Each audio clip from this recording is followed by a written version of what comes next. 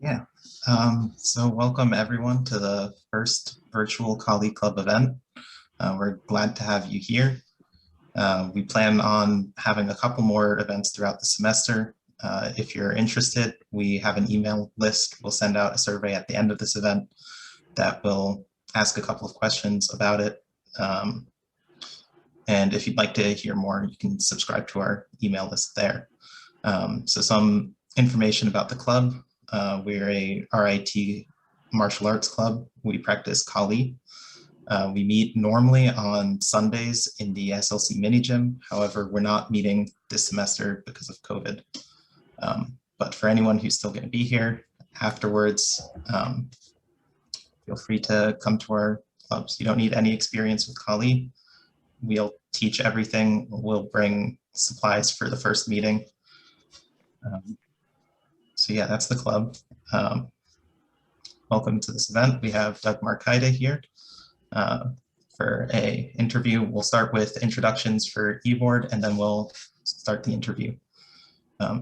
So first off, I'm Justin, I'm the club president, and I've been in the club for 4 years now. Joseph, if you want to introduce yourself.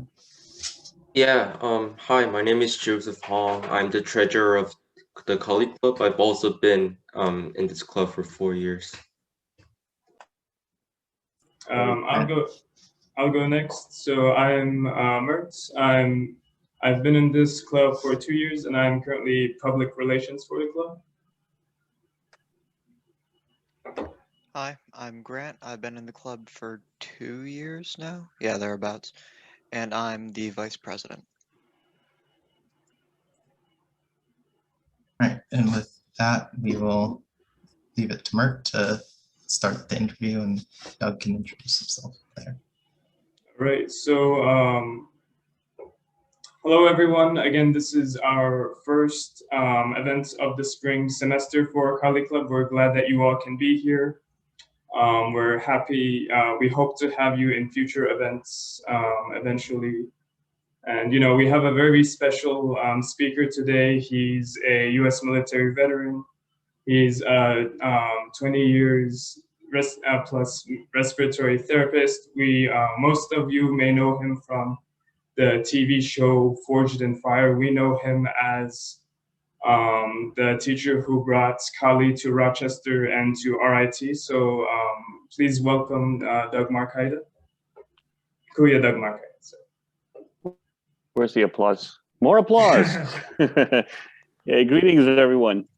Nice to be here. Thanks for being here. Is this us here? How many are there? Are we right now? This is us. Those who introduce themselves. I can only see like about a few, a handful.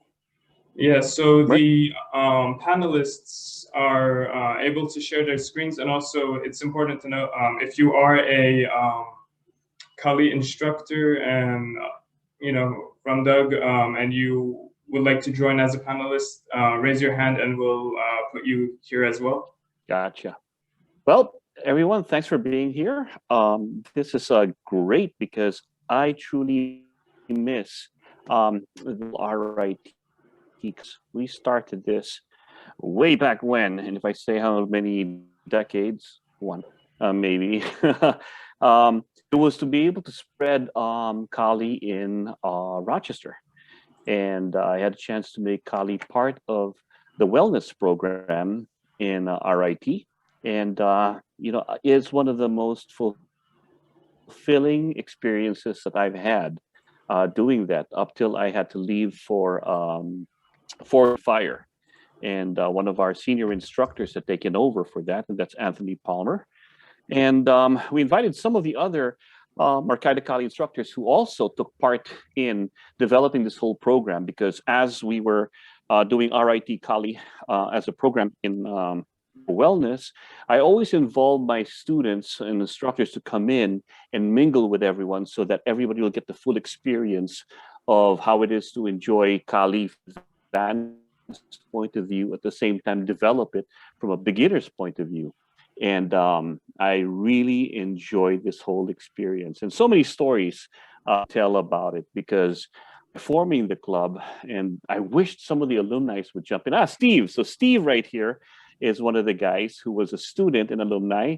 And we created a lot of great travels. I mean, I was doing seminars all over the US. Yeah. And these guys actually joined in those adventures. You see, things I've always said about, whatever passions that you're doing, it's not just about what you're doing. It's also who you do it with. And because that's the friendship that you create. Then you also jump into what have you done with it? So we've had a lot of great adventures, right, Steve? Anthony? It was a lot of great adventures. We traveled to Baltimore. I mean, the Kali Club would join us out there, and there's a friendship and brotherhood that came from this. So that's one of that I like about what you guys are doing, RIT, the RIT Kali Club, is that aside from the course itself, you have a club that you can do outside of the course. But then, what are you going to do with it? And that's what I'm very excited, especially with nowadays.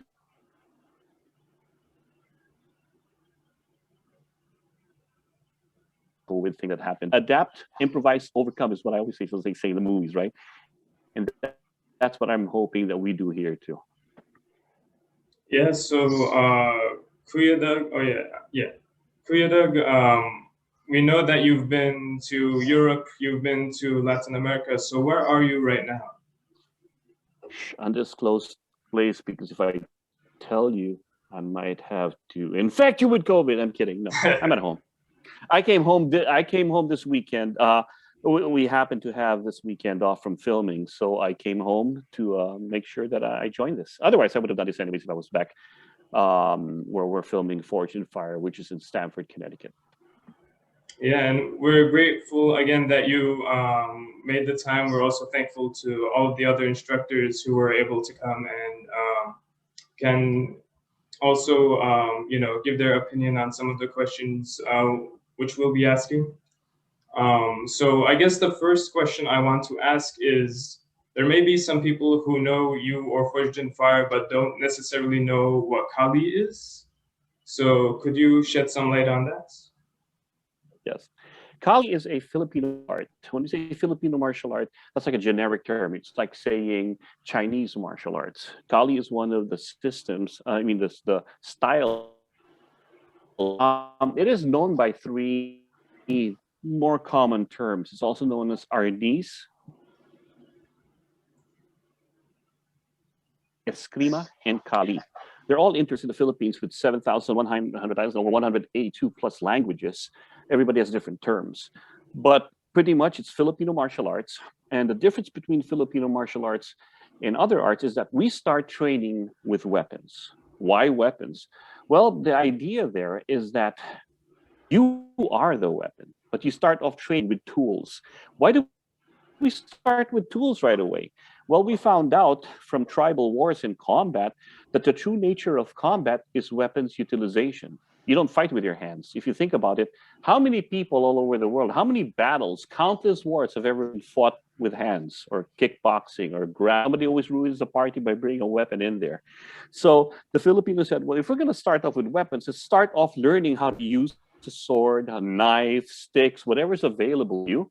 And then realize that, well, it's the hands that move it. So if you can fight against a sword, you can definitely deal with kicks and punches and everything else. So the idea there of Filipino martial arts is we learn how to use tools. At the highest level, we'll use our hands. Now, why are you use your hands at the highest level? Well, hands are for loving. I will never use my hands and might endanger hurting my hands. I could be a surgeon, a pianist, and all these things. Be smart. Pick up a tool. Those are the ones that move on in civilization.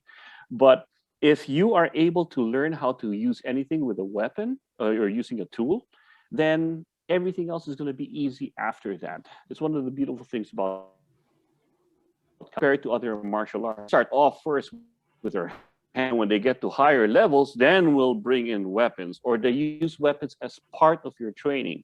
Well, if it's combat style, we'll already say, go ahead, just learn weapons. Because if you thought, a nice story one of my teachers told me is, we think of the tribal wars, warring with that tribe next door. This is what you need. Here's your machete, and just learn this, okay? If you make it to today, you survive. They're kickboxing. Just learn how to do this. They went over there and go, oh, this is much easier. So that pretty much shows you that a weapon or tool is a force multiplier. That's why Kali starts off with that, because then everything else after that is easy. Yes. So connected to that, how did you, I guess, learn about Kali yourself? I knew the Filipino martial arts. I was born and raised in the Philippines, so I learned about Kali when I grew up over there. But I was not interested in weapons. You see, in the Philippines, the image of martial art was something that erupts to learn, because when you have a knife, you must be a villain. You know, the image like, oh, he's a knife fighter. Yeah, that guy's dangerous. You know, oh my God, he must be a criminal. He's studying how to use an ice pick and all that. So pretty much the other people want to learn more like kickboxing, karate, taekwondo, all these other arts that were flourishing in the Philippines. So I never wanted to study that. I'm like, what if I don't even have a stick? Because I didn't stand. So I took kickboxing and the other arts that were available. It wasn't until I actually migrated to the US that while I was in the US Air Force, that I got back into our version of a martial art club over there, that I got back into martial arts and I did a lot of sparring. And I sparred with some friends and they were just throwing me around. This one particular guy was throwing me. And at that time, Steven Seagal was popular. His movie came out. So I saw some of the similar moves just at that parry place and bam, you know, that takedown. I'm like, oh, that's amazing. What was that? He was like, is this Aikido or Aikido Jitsu? And the guy goes, no, Kali. And I'm like, Kali? I'm like, ooh, this is cool. Like California, because then we had I'm going back to Cali, way before your time.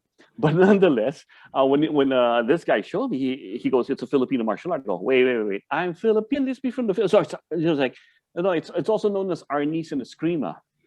Wait a minute, where's your sticks? He goes, really? It was like, then he showed me. So it's shown to me from an empty hand point of view, not a weapons point of view. And that blew me away. We have empty hands? So then when he showed me where it came from, that the stick work and the knife works the same as the empty hands, I was just in love with it. And then I go, why is it known as Kali? Kali is a westernized version of the Filipino martial arts, because the term Kali is not popular in the Philippines. Today it is, because it started to explode in the US and the Western world.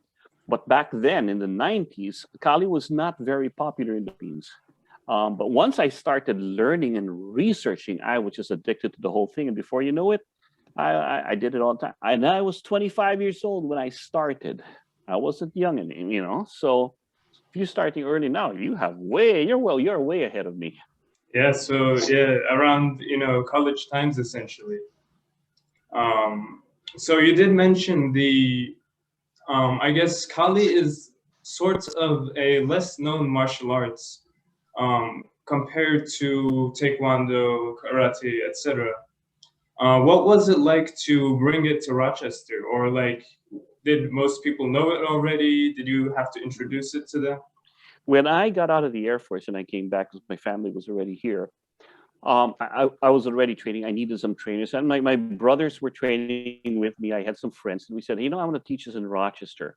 One of the guys who was training with us was a Wing Chun practitioner, and his teacher ran a school in Monroe Avenue. It was in the Dragon Palace. It was really cool, and he was an amazing Wing Chun instructor also. Steve Lee Swift. Very fast. He wanted to be a Hong Kong martial art, movie actor and everything else. Very charismatic. I don't know why he just goes. He invited me. We met. We went out for lunch, and he goes, "Listen, and I teach Wing Chun. I think you should teach Kali over there in my school." And I'm like, "What?" I'm like, out of blues. So he goes, I'll get you he had like more than 60 students. He goes, I'll get you started with some of my students. He just offered it. And I'm like, absolutely. So on weekends, I started teaching Kali in his school. Why he would do that? Because he wasn't charging me. He goes like, here's a way to teach. Here are some of my guys. Get started. And it just exploded from there. I mean, I had students within the first month, and we would as a matter of fact, we did a demo in RIT. I'm not even going to talk about that because there were weapons in your cafeteria. That's a different story for a different time. But um,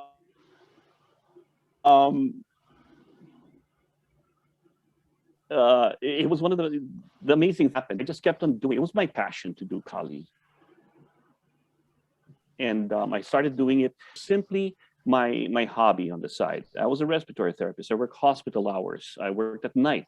So on the weekends, I was single. I didn't care. All right, and our classes were like 3 hours on Saturdays and Sundays.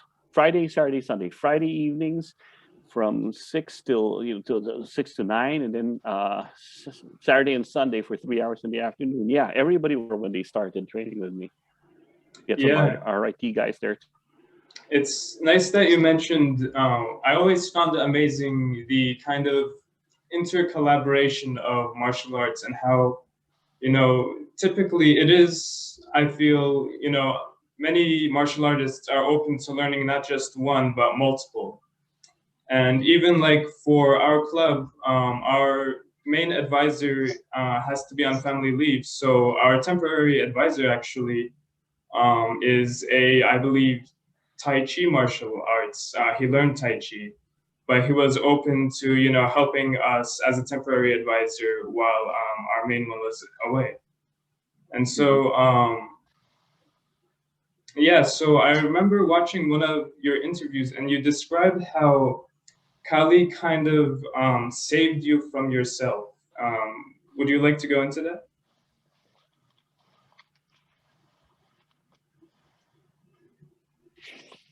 In life, we okay. So my upbringing was not exactly the picture perfect. I all had the issues that we talk about, and one of my issues was anger, violence. I was a very violent person when I grew up. I was always attracted to violence, and yeah, it's a reason I took Kali. I started, especially my first system. My first system was had instructors and a grandmaster who loved the idea of violence. We're tough guys. Oh, you're gonna kickbox? Nice. I have knives. You want to kick my knife? It had a tough guy thing. I was attracted to that.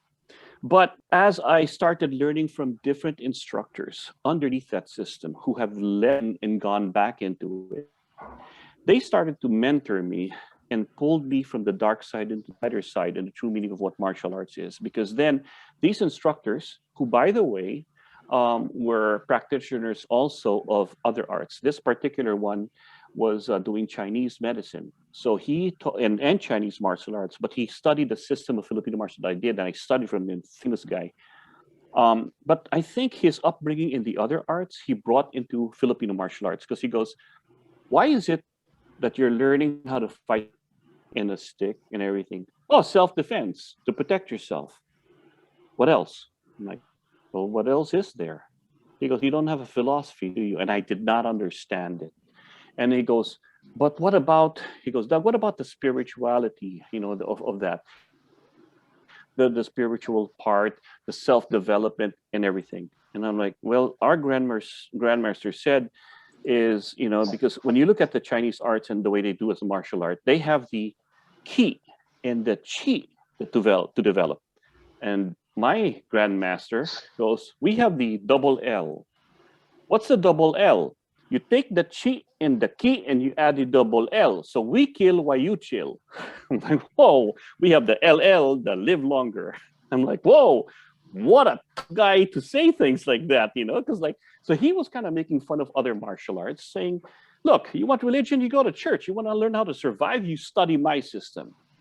It was very Cobra Kai-like, if you get my drift. Why? Well, a lot of the guys who studied and were drawn to it were drawn to knives, were drawn to the criminal element, just like in the Philippines were. So when he actually smacked me on the side of the head and told me, you want to glorify violence. You think you're a tough guy. Have you ever killed anybody? No. Oh, you haven't killed anybody. Have you been to the face of true violence, sudden violence, and everything? When I go, well, I didn't want to say them, but there's a reason why I got into this, because I was accosted once with blades, and I had the fear of blades.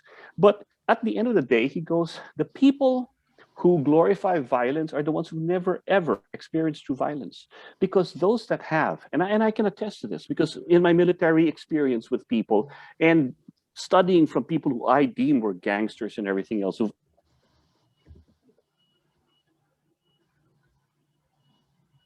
actually been there, they don't want to talk about violence. Study this for other reasons, and you're probably doing the wrong thing. So with that, long story short, the martial art world was brought into the systems that I did from teachers who studied other arts to make it a whole true thing. It is about the physical, the emotional, spiritual, and mental development. That's what martial arts should be. Because if it's all about killing, you don't need martial arts. You know how I can prove this? How about the criminals who are in jail? They don't need martial arts to kill. It's very easy. Violent. That's what you need martial arts for. So going back to your question, it's a very long drawn out thing. So I hope that brings into light what I was talking about, and why I use it to save it for myself. If I didn't have the martial arts, I'd not make me be a good citizen in this world. I'll leave it at that. And yeah, that is one of the things. Did I? Yes. That is one of the things I admire, not just about your experience, but I think martial arts as a whole is, it does have a philosophical aspect to it, and it's, a way of living. It's, it can change people's lives for the better. It gives discipline, and yeah. So with regards to that, how has your practice of Kali changed with, in the midst of COVID? Well, it's forced me to do a lot of solo training. It forced me, number one, the discipline to continue training. Even if I don't have a training partner, create your own training partner. Because of having solo training, I started getting into lightsaber training, which is cool. Hey, by the way, you guys should follow me on TikTok and you'll see what I'm talking about. Because of COVID, I've learned to sit down and to train on my own. With a training partner, I've learned to be able to try, like right now, I had to stop because of my job working, filming. It's a very, very strict thing not to catch COVID. So I had to stop. I just got my vaccine, waiting for my second one. My training partner also got it. Then we'll get back to training so I can make more videos for everybody. But it's really forced me to continue developing the system. A lot of times, even if I'm doing stuff with the lightsaber, I learn, why am I doing lightsaber training for Kali? Because it's fun. Oh, wow, check this out. The light tracings, I can actually see a lot of the things that I've actually trained, clean my movements.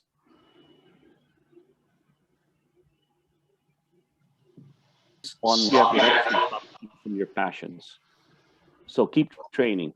One thing I love about this is it has not stopped me from doing what I'm doing, but now the world has changed. This is the beginning of something. Because of COVID, the RIT Club reached out to me. What does that mean? Something's got to happen now. Because of COVID, I've actually starting to put my systems online. On my website, I have the Marcaida Kali program. Right now, it's just the basic programs.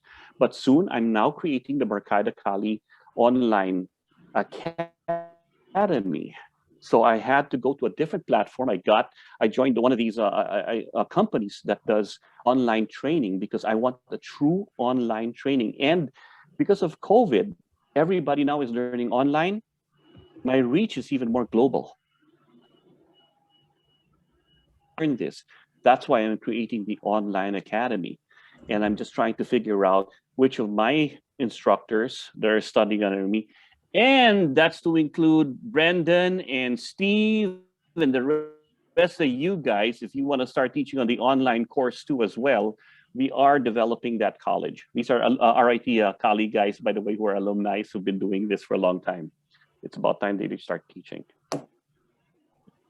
Yeah, and another aspect, kind of tying it back to the mindset um, and the philosophy of it, because of COVID, a lot of people are now feeling more kind of frustrated and depressed and in ways lonely. So do you think, Kali has a remedy to some of these or could enhance these things? Without a doubt. If we create something, this is a start of something, we create that online academy, we will have weekly classes on video. So everybody, pull out your sword. Now let's do it here. Let's do this.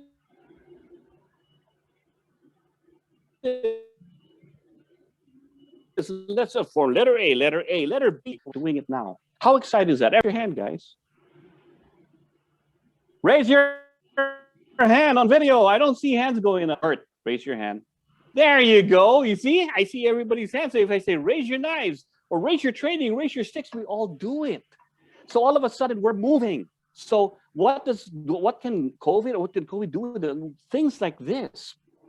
Because everybody's online. All of a sudden, instead of being home and depressed because you can't do all of this, we can become active on an online thing. Never ever happened before because it wasn't a requirement. Now the world has changed. This is how we're going to, all right, let's be part of it. Let's stay ahead of the game. Let's develop this. Look, I'm not the first one to say this. There are already other martial art groups that had to survive to start doing it. Well, if other groups are doing it, why aren't we doing it for ourselves? We're starting to do it. Yeah, and that's part of the reason we've tried to, arrange this as well. The past year as a club, we've had a lot of difficulty meeting, and with some graduating members, it's kind of pushed us to a gap. So we do hope that through this and few future events, that we'll be able to take this club through COVID and beyond it. And yeah, so in a way, the nature of Kali, its adaptability is also true for like right now in COVID. It's, kind of adapting itself to COVID. And so I know that Kali is also a big part of, how you were able to get into Forged in Fire. So how do the techniques of Kali adapt themselves to what you do on the show? It allows me to wield whatever weapon is presented to me. I can't be an expert in all the weapons that have you are the attributes of a weapon. If it has a point, it should be able to thrust and penetrate. If it's got an edge, it should be able to blunt force, it should be doing impact. If it's flexible, it should be able to wrap around you. If it's got a curve, it should be able to hook or do this and do that. So the attributes of a weapon that you learn in Kali should be applicable to whatever weapon you pick up. When I was doing Forged in Fire, I've learned impact is different than edged because some of the stick work is only made for stick work. It's not a sword. The weight is different. And even the way you move with a stick, that if I just did this, what do you think that's going to do with an edge? Straight, flat cut. Different with this over that, over that. So I've learned in what I'm doing that my art itself is not always a bladed art. It was a lot of impact. There's a difference between the twisting and all that. I've done we're going to hit our 200th episode. If you multiply 200 by how many kill tests and how many sharpness tests, and there's at least 2 of those in each episode. I don't know how many kills I've already had. I'm more than dead animals or ballistics dummy. But what I've learned from the show is that I also get to study different cultures. When we have a new weapon, I have to look on the background of that. And there's a lot of weapons out there that don't even have manuals. Basically, like the Egyptian kopis. How do you study this? Nobody practices. When you look at the common sense, and we look at when you see images of books and everything, that's how they fought with it. So probably wielded this way. I have to just make common sense. And how do we know it works? I've got a kill test. So whatever I do, when I go chop or attack something with the weapon, if it will kill, then I must be doing something right. Yeah, and I think this is a good segue to open it to some, for all of the other panelists as well. I want to go back to, bringing RIT or bringing Kali into RIT. What were the experiences for you all in, learning the martial art, learning from Kuya Doug, and adapting it to your own lives, either, through the self-defense aspect or the mental aspect?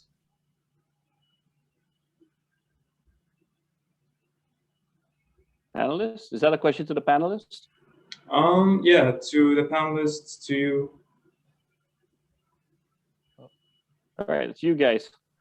Yeah, so I started back with Doug in 2010. I got the fall quarter, and we basically, Brendan was there the quarter after me, and so we've been him with quite a while, and it's actually formed a lot of core friendships, and it got me through quite a few tough quarters there, and just being able to get out and learning all of that is good for your mind, good for your body, good for your mental health and everything like that. So it's definitely been fun. I've met a lot of interesting people that are still friends to this day and from all over the place. You got Harris over in Greece. I've got friends down in Baltimore with the twins. We've got people all over the place. So it's definitely been a great experience for me.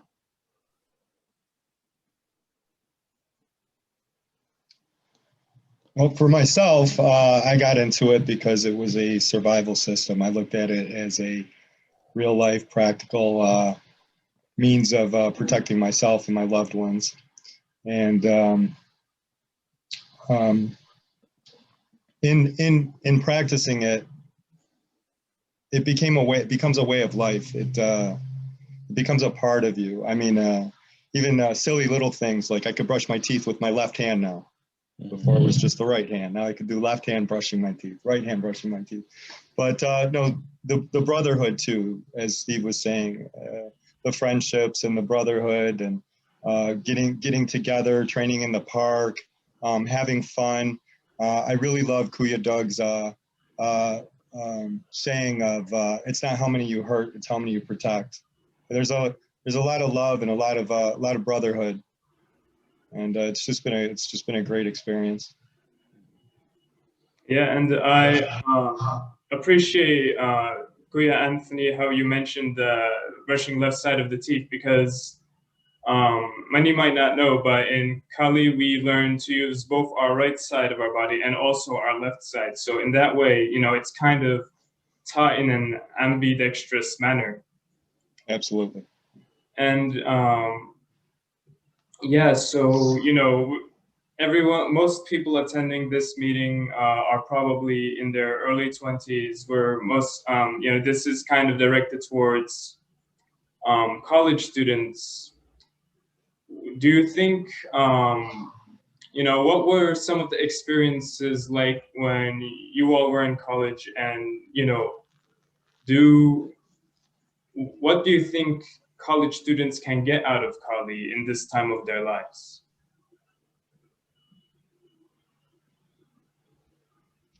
Brendan? Stress relief.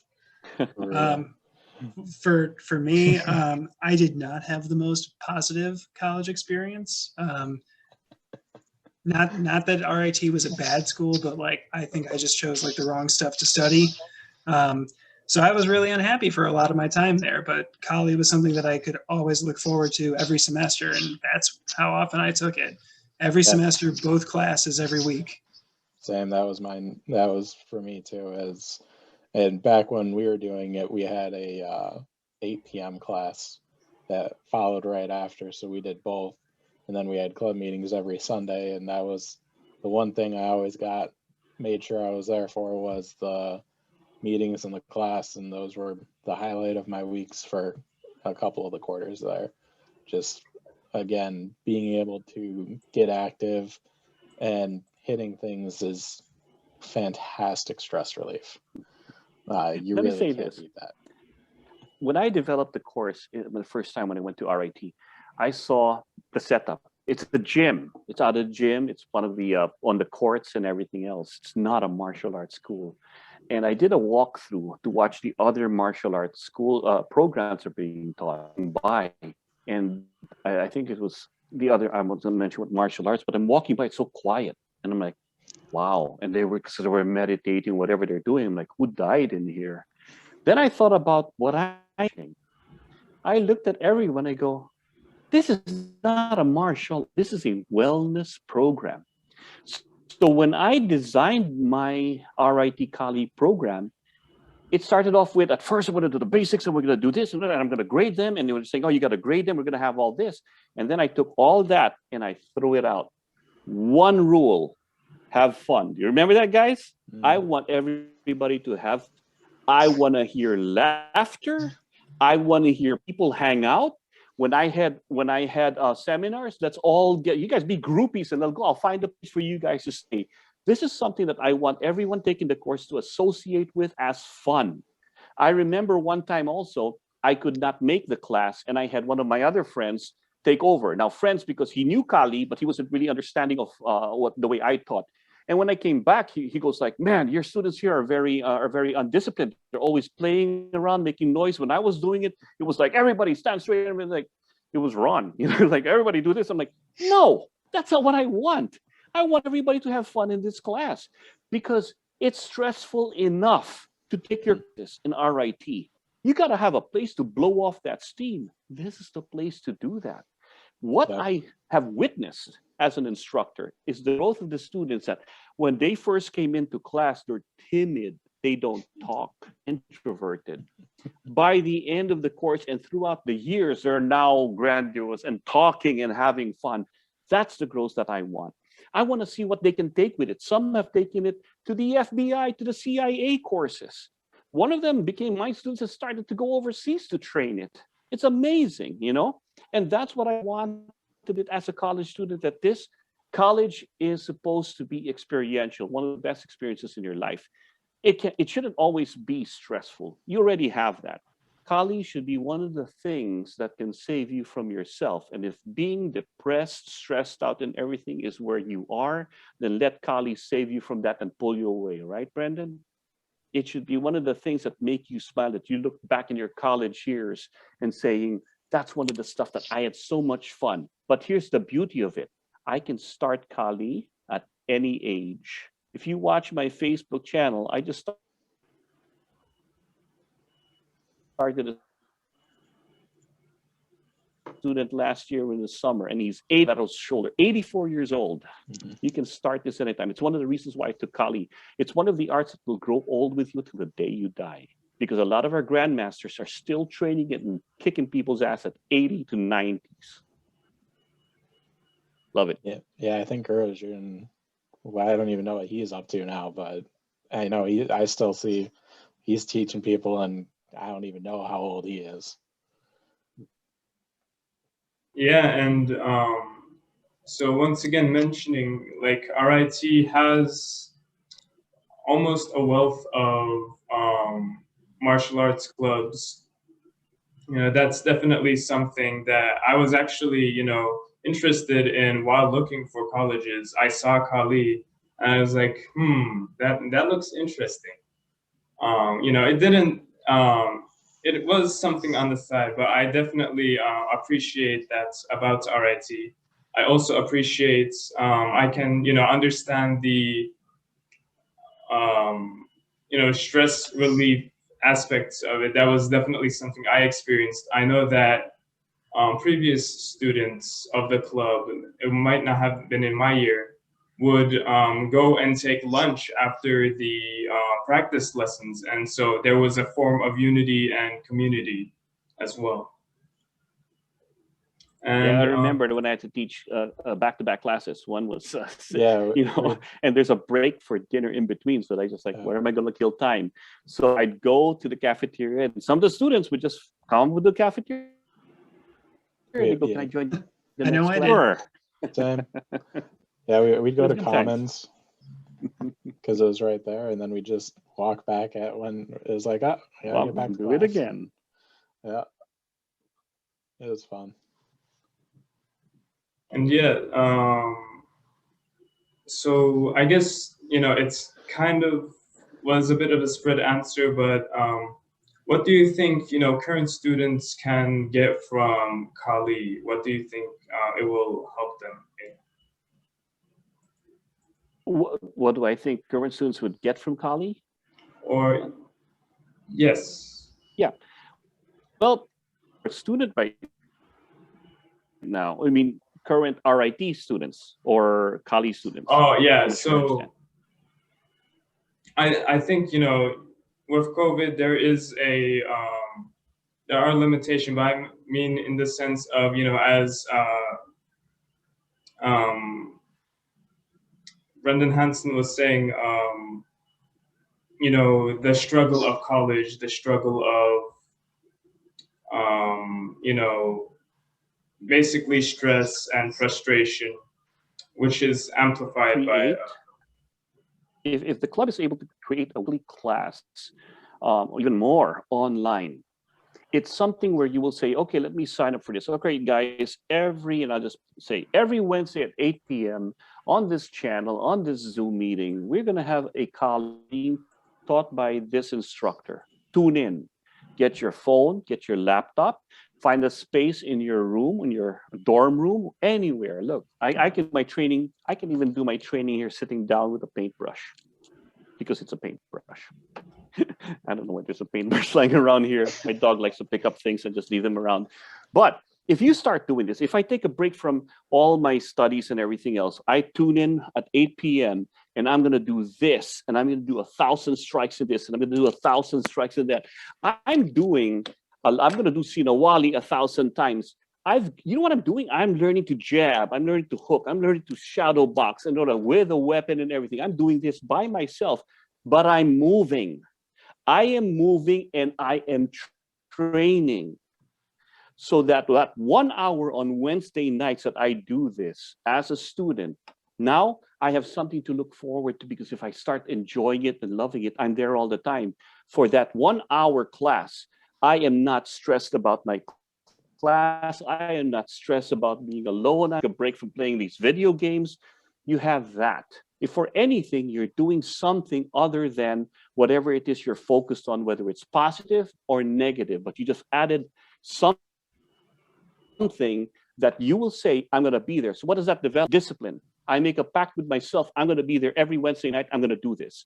So now you've learned discipline. Focus. If I'm going to be here for that 1 hour and you're going to make me do that, I will learn to do this. And if you tell me that's going to be do that. So discipline and focus, it takes you away from something, and you're doing something physical and mental, because now you're taking a mental break from studies.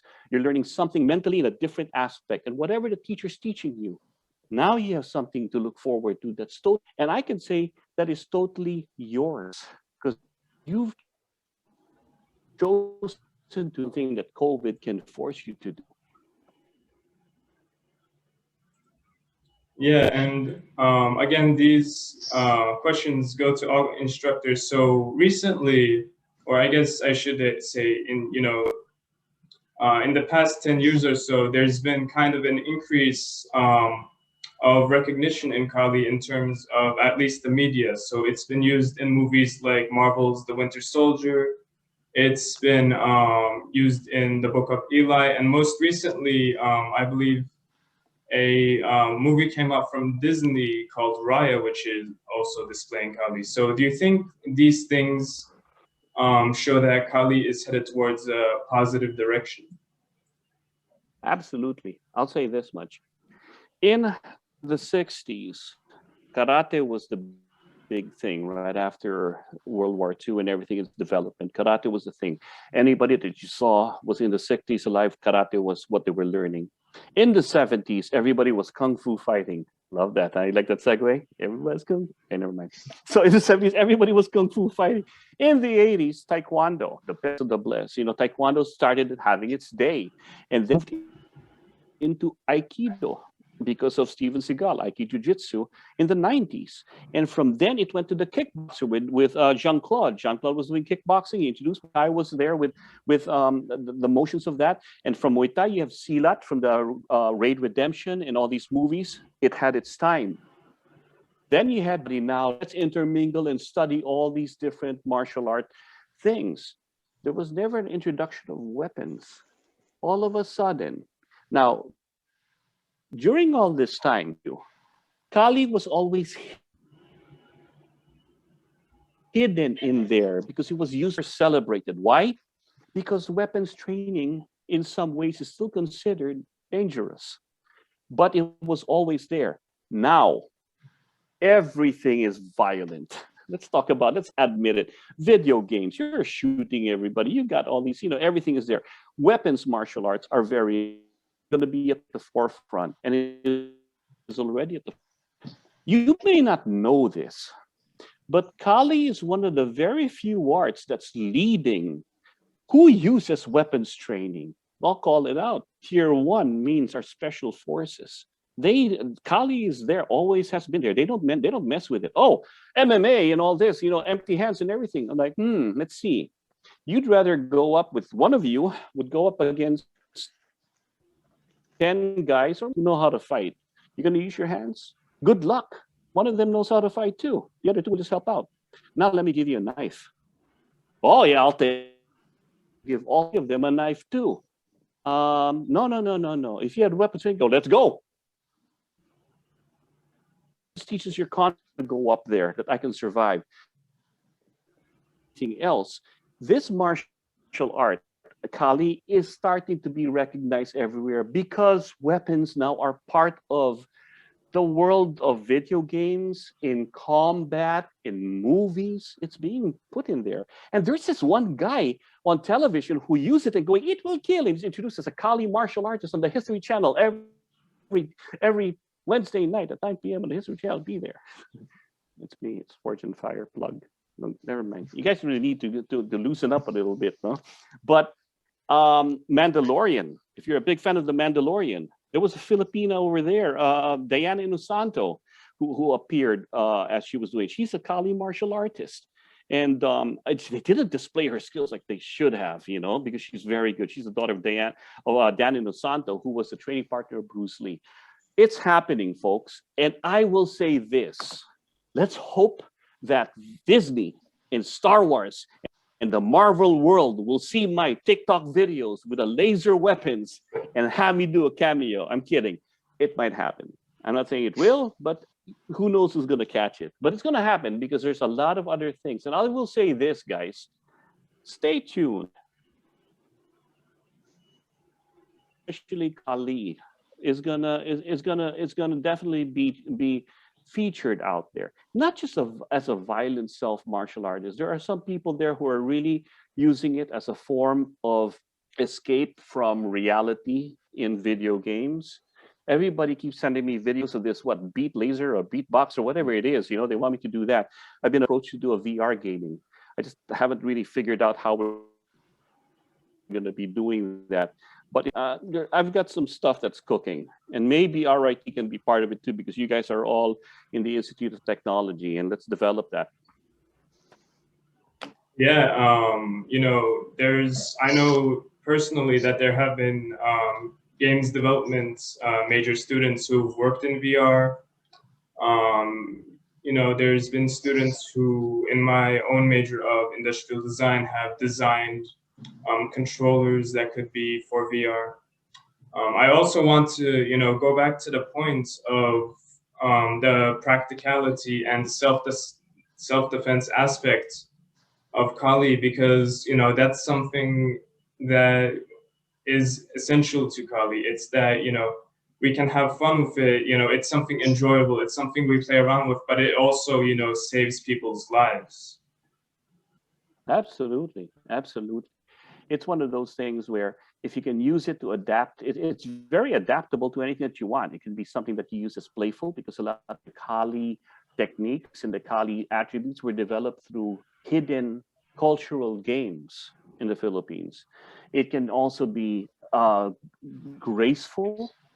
in emotion and teaching you how to flow and be graceful, because a lot of the Kali movements were hidden in the cultural dances of the Filipino culture.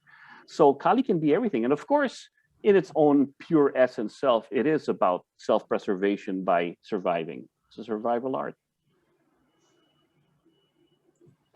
Yeah, and so we're actually approaching the end of our questions here. But and you've kind of answered one of them already, but just to reiterate it and also pass it on to any of the other panelists. What are your hopes for the future of Kali, whether it be in general, whether it be for our club? Future of Kali. Well, gentlemen, I want to use it to take over the world. Just kidding.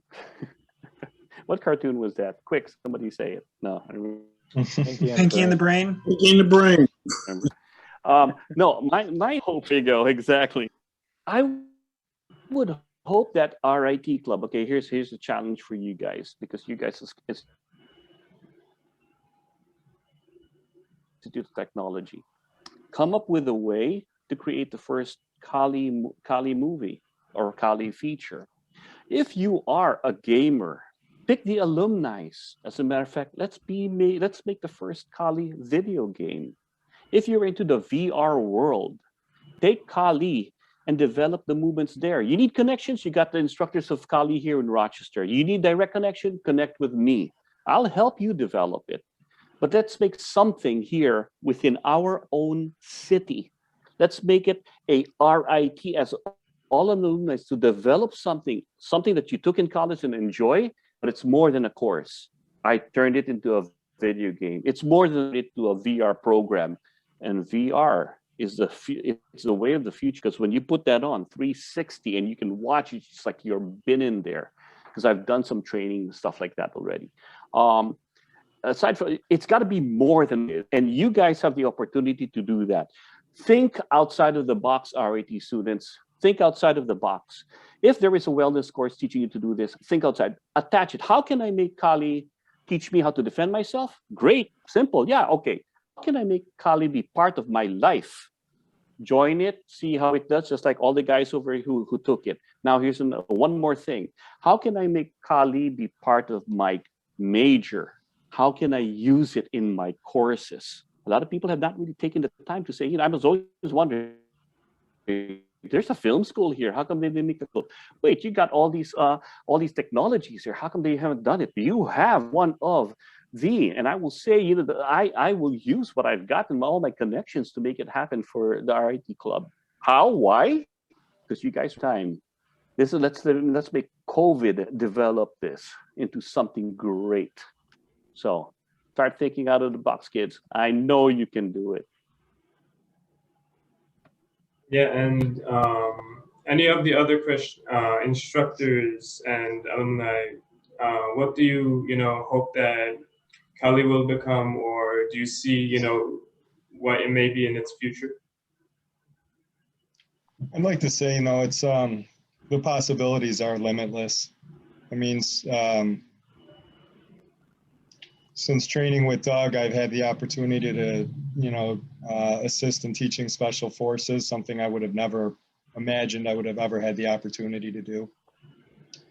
I ended up on Forged in Fire for 6 episodes doing the kill test when Doug injured his shoulder. Another amazing experience. And again, it's, for me, it's a way of life. I train and practice Kali every single day. There's not a day that goes by that I don't practice it. And I have a lot of private students that I teach, and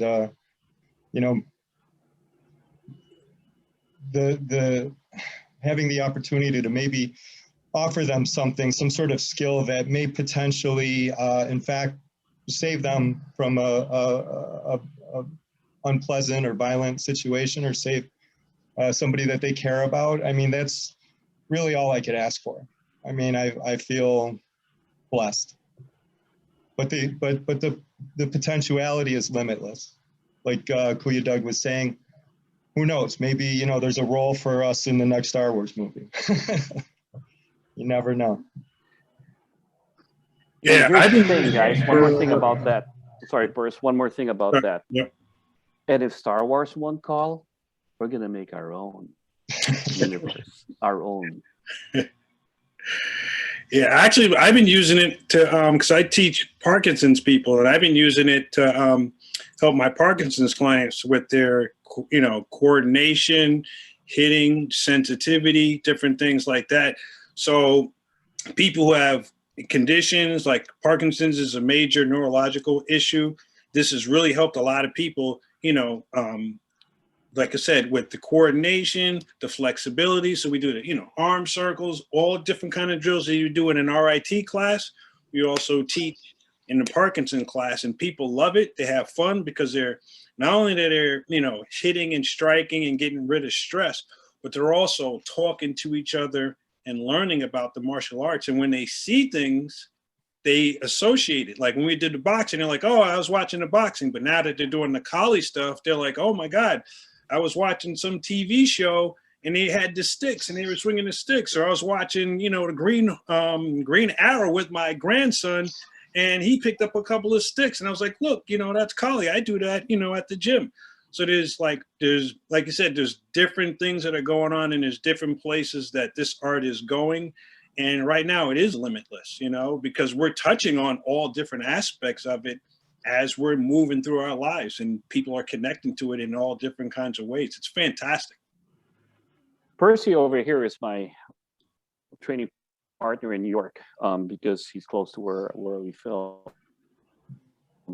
And Percy, when we started, he's one of the Wing Chun students where it's about we started with Steve Lee Swift back in what, 93? 93, Yeah. He's actually 100 years old. 102. 102, all right.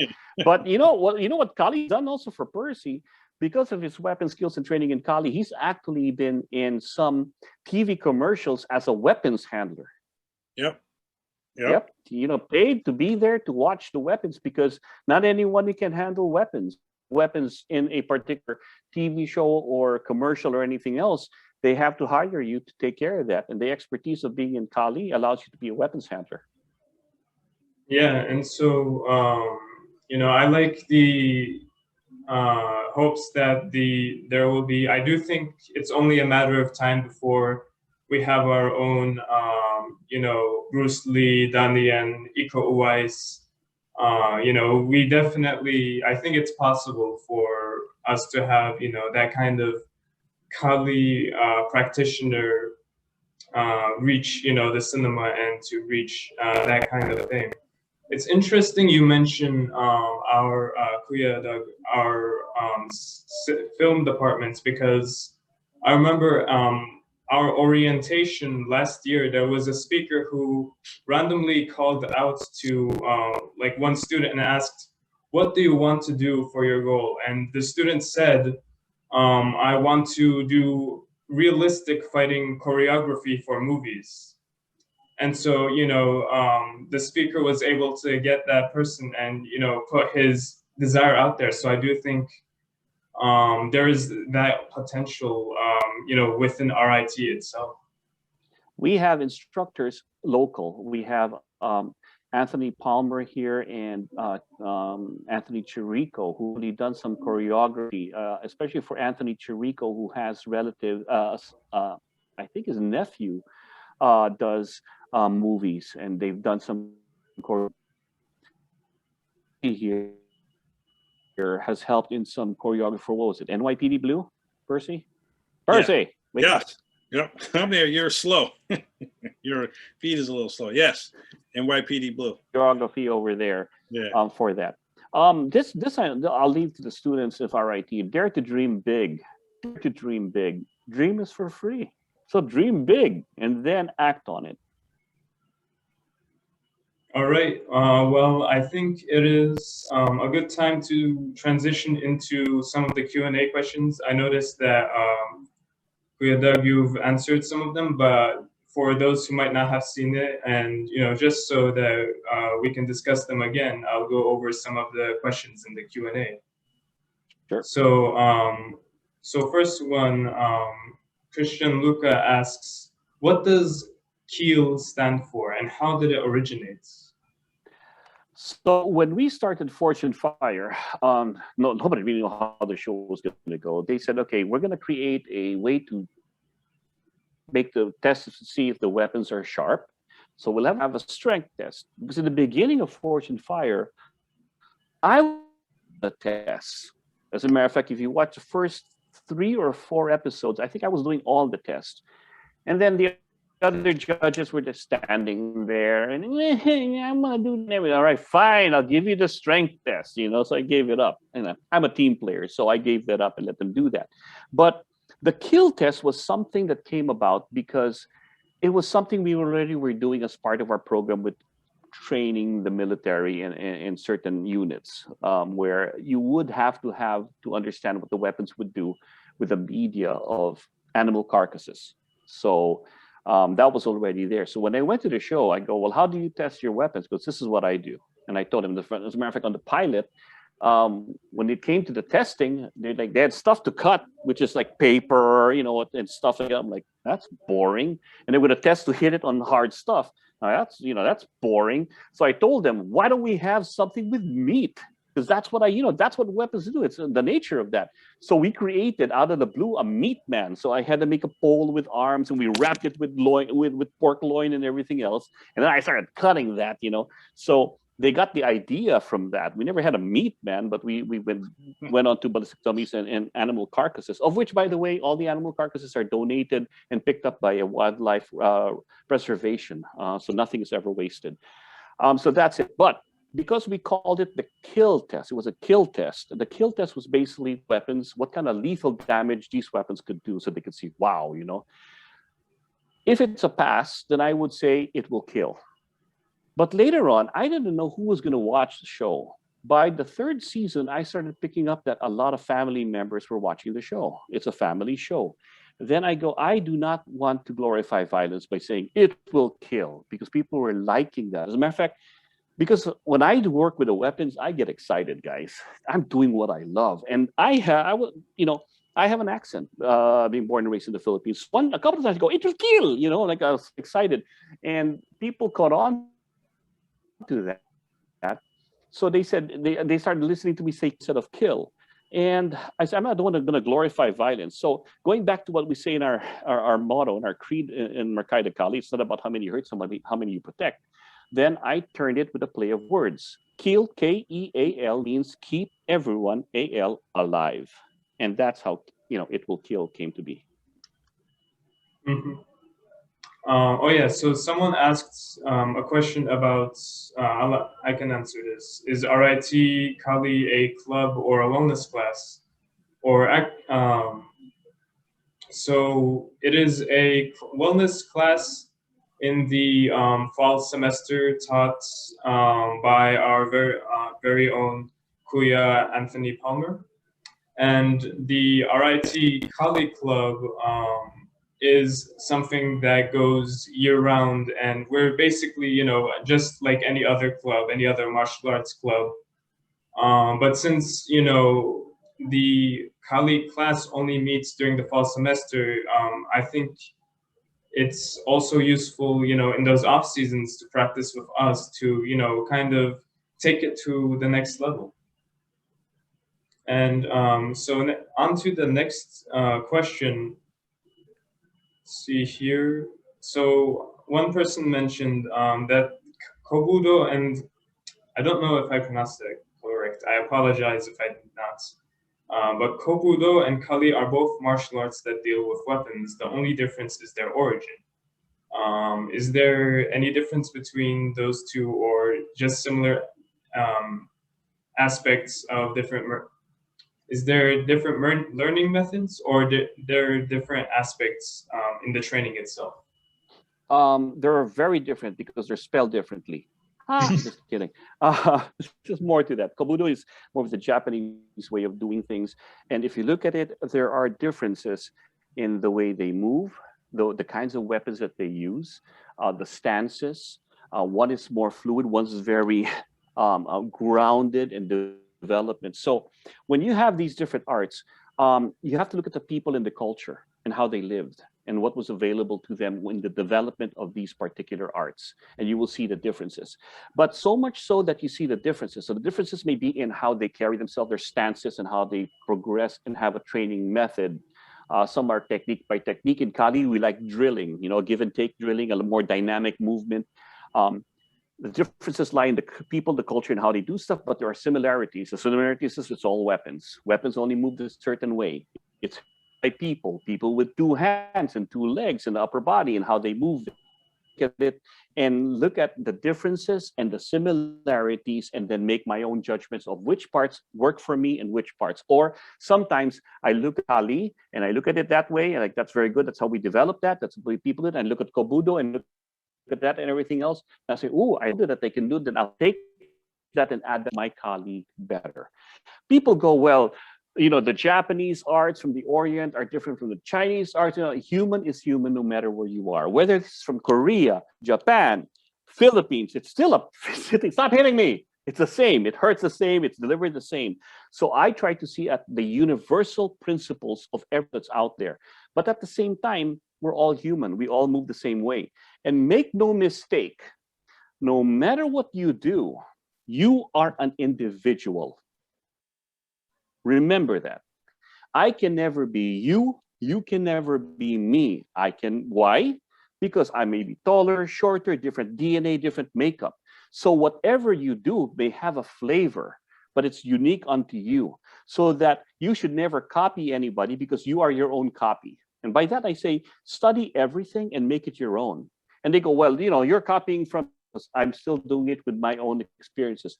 I may do Kali, but I will add on my Chinese martial arts that I studied, the Brazilian Jiu-Jitsu I dabbled in, the kickboxing and boxing that I throw in there. This other guy does Kali. Well, he has Krav Maga experience. He has karate and everything else. He's 6'2". I'm 5'11". So there's differences. And what we do, even though it looks similar, it's still different. So just remember that.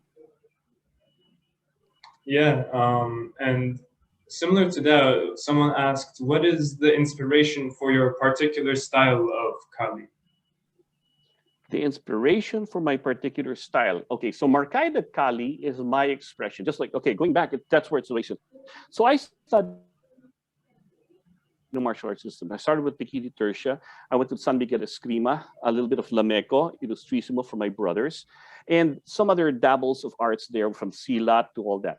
Marcaida Kali came about because I started getting popular with the, teaching just Kali, but my host, people who were bringing me in for my name, not the system I was teaching.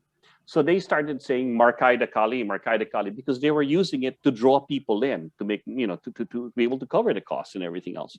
So I eventually create it, since Marcaida Kali to me is all my versions that I studied and tried to put it in a curriculum. But the highest level of Marcaida Kali, for my own guys, I even tell them, your graduation, the highest level is when you have to create your own system. That's your graduation. That's your last. Create your own system, and you can't call it Marcaida Kali, because you suck. I don't want you carrying my name. Just kidding. No, because in the end, it's telling the student,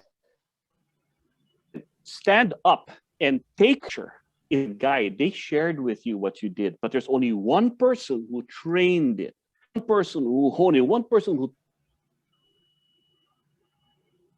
taught it and everything else. That's you. Steve, who are here and everything. They're saying, I learned and I'm teaching Marcaida Kali. You're teaching your version of Marcaida Kali. Your version of Marcaida Kali. Meaning that a lot of it is you. A lot of it is your interpretation. Brendan over here is an instructor, and a great one, with Ishinru. I've seen him teach. It's great. The other guys here, I don't know what they are, but I'm kidding. Percy, Wing Chun. Anthony has some Krav Maga. Steve, I don't know what you were doing. What were you doing prior to that? I've done a little bit of Aikido, a little bit of Goju-Ryu, but this one's been my primary. Yeah. So you see, so there's that addition to that. So they can all be teaching Marcaida Kali, but it's their version. So the highest level of Marcaida is to create your own system and name it whatever you want. This is the guide. I think Marcaida Kali is just a guide. I will die and it will disappear, and hopefully the videos we leave behind is something for other people to enjoy and take it and then make it your own. Let me ask you this, guys, all of you RIT students, when you graduate and start working, are you going to say, "Hi, my name is Mert RIT"? No, you Mert Aslandogan, right? Did I say it right? Did I say Aslandogan? Yeah, I'm Mert Yeah, Aslandogan. that's the, yeah. Right? And that's it. So you don't go and talk about where you're from. Same thing with Marcaida Kali. And so someone asks, Kuya Doug, do you know or did you know about forging before going onto the TV show Forging Fire? Or have you gotten an interest in forging after being on the show? When I started Forging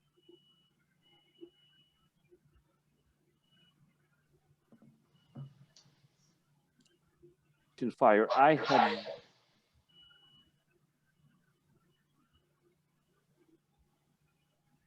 very limited Kali. So when I was doing Kali already, I said, why not design knives that complement the techniques that I do? And I so happened to have a blade maker, a bladesmith in the Philippines who was very affordable. I draw my design, I talk to my friend, we send it, he makes it cheap and I can afford it and send it over.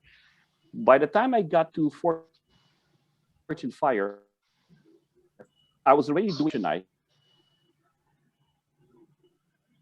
made by machines of my designs. But then when I saw the whole, because forging from scratch is like magic. It's magic. You know, I have this piece, now it's a sword. So into the sword. Now I understood why there is a renaissance of blade making. I understand why there are rituals in blade making. I understand why other countries think that every blade has a spirit and everything like that. So no, I did not have any forging skills, but since I've been on the show, I got very much educated by it. We are on our 8th season, and a lot of people even here, you know, I posted a video that was kind of funny, become armchair quarterbacks because just by watching the show you learn. And I'll say this: first 2 seasons, we're here, we're watching, and I'm learning a lot from the judges. By the 2nd season, even the cameramen are pointing out he's quenching in water. The camera's like, "Oh, what's he doing? Oh, hey." So even the cameramen are pointing out things that shouldn't be happening, or they say, "That guy's stupid. He shouldn't be doing that." And I was laughing because we all learn from watching. So it's a great learning experience. I think a lot of people from watching the show. Yeah, I've heard of, I don't know which contestant it was, but I remember there was one who was inspired by the show to take up blacksmithing and then ended up getting to a level to compete onto the show. We are already self-generating our own contestants. The young ones that come in on Forging Fire are all kids that started forging when they were 15, 16. As a matter of fact, one of the contestants approached me, I think it was season 4. He goes, "Hey, Doug, remember me?" I'm like, "No." It's like, "I asked you if I could be on Forging Fire and I was 16 at the time. Now I'm 18. Here I am." And he won. So we are creating our own thing right here in Rochester. Arc and Flame, right here on Facebook.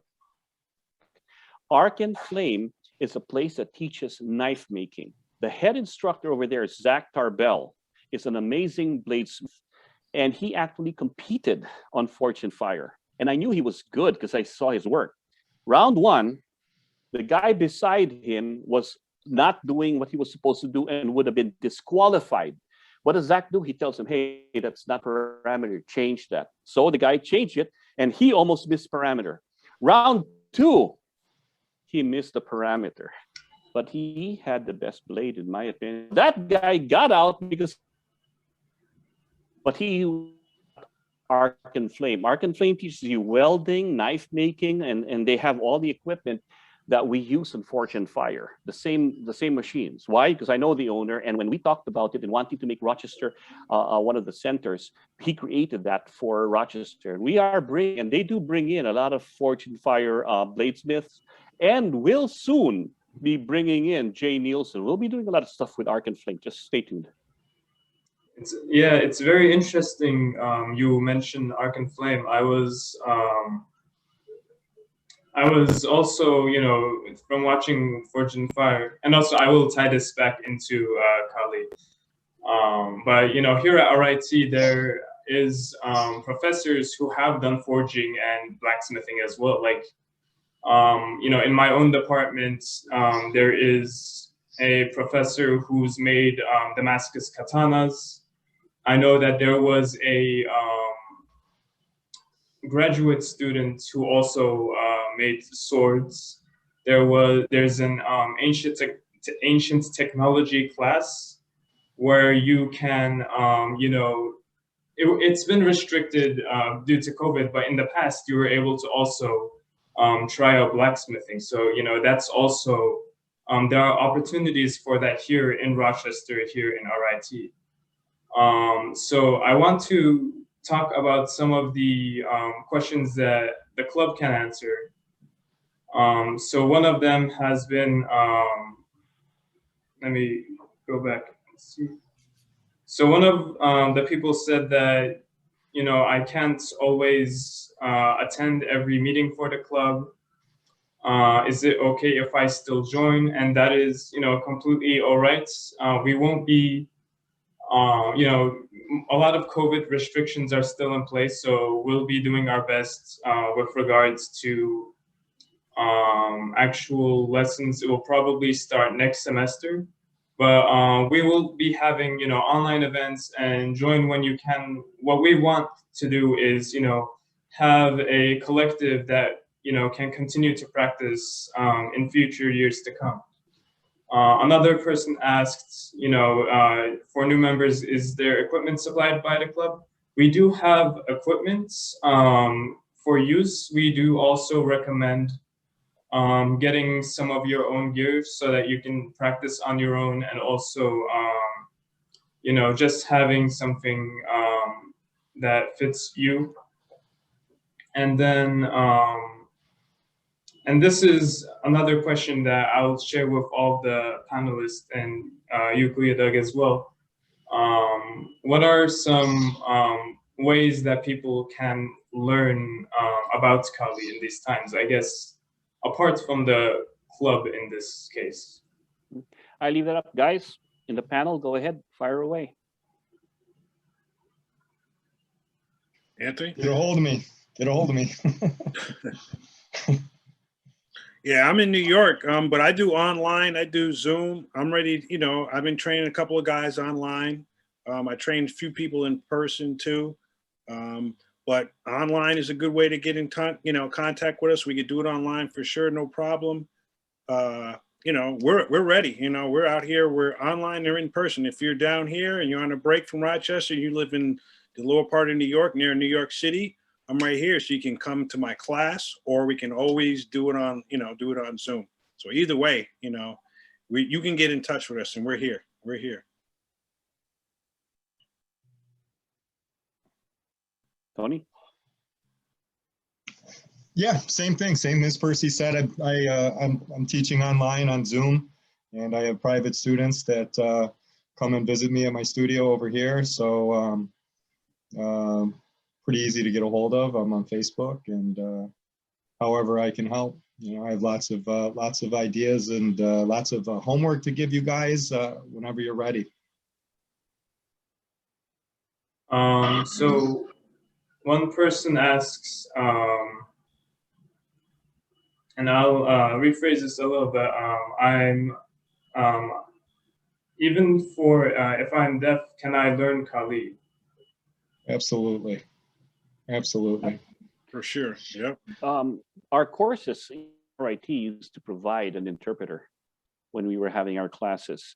But definitely, it's a matter of the instructor being patient with and knowing what needs to be adjusted. Just like everything else, right? We adapt, we improvise, overcome.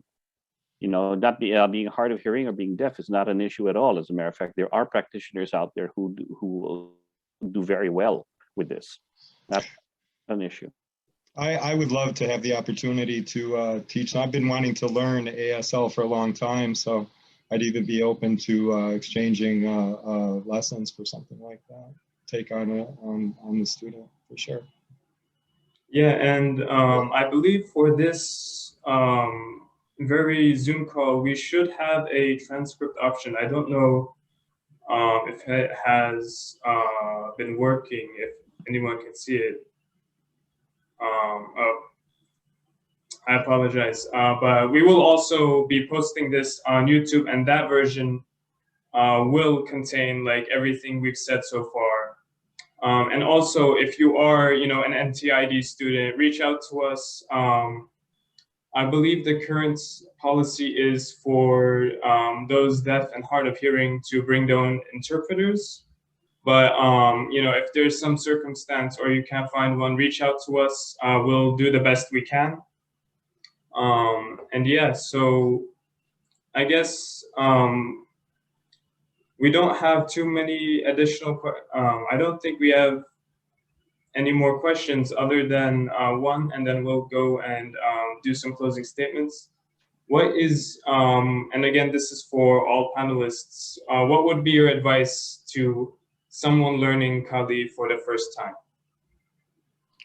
I'll go first. I would say the main thing is be patient, be patient with yourself, come with a great attitude, and realizing there's a process to everything. So you just come, you start with the basics, and your basics will become your advance. You start, just come, just have a good attitude and have some fun, smile, we're going to have a good time. You will learn something. You will learn how to defend yourself. You learn how to decrease some stress, right? You'll learn how to, you'll learn angles. You'll learn the analog clock because it's the clock system, so you'll learn, just come with an open mind and just be ready to learn. Yeah, patience. Patience is definitely key. You get a lot of people who see Kuya Doug online, and they see how he moves, and it's very dynamic. And I tell people it's like wanting to learn guitar for the first time. You're not going to be Jimi Hendrix overnight. So you got to learn the basic chords, and you got to stay patient with yourself. You're not in competition with anybody. Just yourself. Just as long as you better yourself each and every day, and be patient, and as Percy said, just have fun with it. I'll reiterate what a teacher once told me. The worst that can happen is when nothing happens at all, or paralysis through over-analysis. The main thing is you can learn from watching. There are videos all over YouTube, and there are videos on my website to get started with. So there's no excuse that you can't start this. And the videos that you take, if there's a right course, right programs, will teach you how to train on your own. So the main thing is just do it. The rest will fall into place.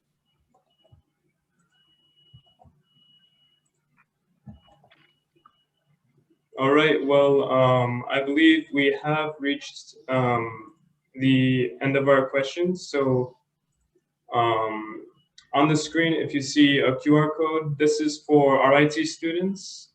If you haven't checked in at the beginning, please check in. This is so we know that you have attended the events and that you are interested in the club.